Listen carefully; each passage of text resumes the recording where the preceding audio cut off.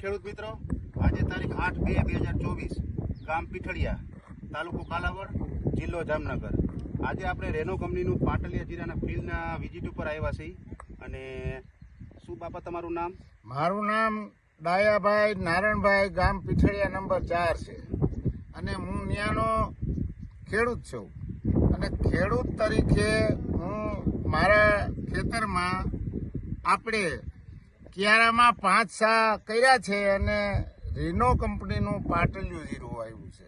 તો બાપા, પહેલા તમે 9 દાંતે વાવેતર કરતા, હા. તો અત્યારે તમે આ 5 દાંતે વાવેતર કર્યું, તેમાં તમને શું ફરક લાગ્યો? ફરક એ છે કે આ છોડવાની મજબૂતાઈ સારી થઈ છે અને બીજા નંબરમાં ફૂટ ઉપર આની ઊંચાઈ આવી છે. હા. અને આને હવા ઉદાસ મળવાથી આ છોડમાં એકદમ તાકાત આવે છે.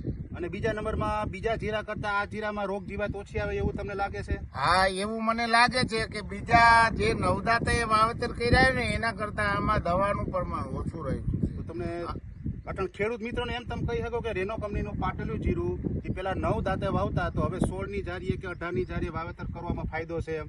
હા, સોલિડ ફાયદો છે. કારણ કે આને સૂર્યપ્રકાશી જે તત્વની જરૂર છે ને ઈ આ સૂર્યપ્રકાશ થી મળી રહે છે, એટલે આમાં ઉત્પાદન સારું આવવાની અમને આશા છે. અને ઉત્પાદન કેટલું લાગે બાપા તમને હવે આ જીરાની કન્ડિશન જોતા?